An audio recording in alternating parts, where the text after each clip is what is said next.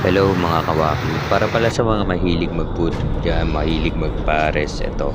Meron akong natagpuan na pares overload, meron siyang lechon kawali, meron laman loob, subsub sa taba, subsub sa laman, meron na rin chicharon. Bali ito sa halagang 80 pesos hanggang 90 pesos lang yan. Yung rice nyo pwede nyo ipapalit ng noodles. Bali ako kasi ayaw ko mag-rice kaya pinapalit ko yan noodles na lang.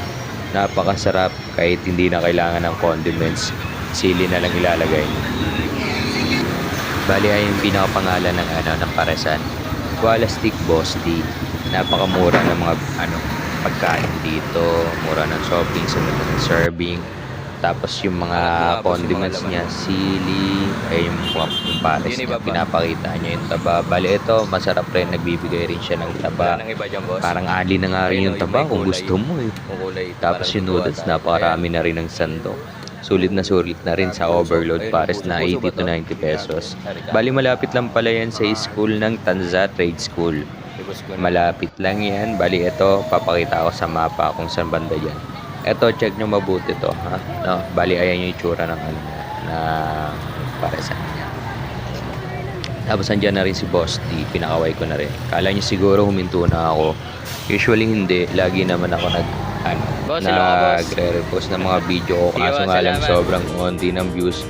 Ayan, bali ayan yung school. Ito pinakita ko sa Waze, sa mapa, sa Google Map. Ayan bali Alphamark, tapos yung school ng Tanza Trade School. Diretso lang kayo, makikita nyo dyan yung paresan. Eto, pagkatapos magpares, pwede kayo mag-milk tea dito. Murang-mura ang milk tea. 25 to 35 pesos lang. Yung 35 pesos, malaki na yan. Pwede mo palagyan ng mga sprinkles. Ayan. Parang yung mga presyo dito, pang presyong estudyante. Kasi marami ang estudyante dito. Pero na mga talaga ako dun sa paresan ng boss. Pinapakamura. Tapos overload na siya, subsub sa taba, subsub sa laman. Napakasarap ng sabaw, pwede kang umulit ng sabaw, pwede kang umulit ng taba. Pero syempre nakakahiya naman pag parang uubusin mo na yung taba, heavens like na talaga yun. Ngayon, diretso lang kayo dyan. Tatandaan nyo, pag nandyan na kayo malapit sa puno, andyan na si Boss D. Ayan, ukay-ukay na yan. Ay, ukay-ukay. Ewan ko ba sa damitan, nagtitinda ng mga trade na damit. Ayan. Katabi lang yan. Pagkatapos nyo magpares, pwede kayong mamili. Nagkamali pa nga ako sa Google, kaya ito, diretso ko dito. Pero ito, uulitin ko yung video kung saan siya nakapesto. Bali, tatandaan nyo lang yung pesto na yan. Si Boss D.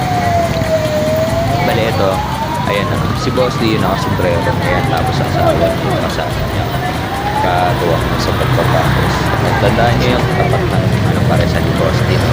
Tapos yung bahay na yan, yung intro na bahay. Okay, maraming salamat.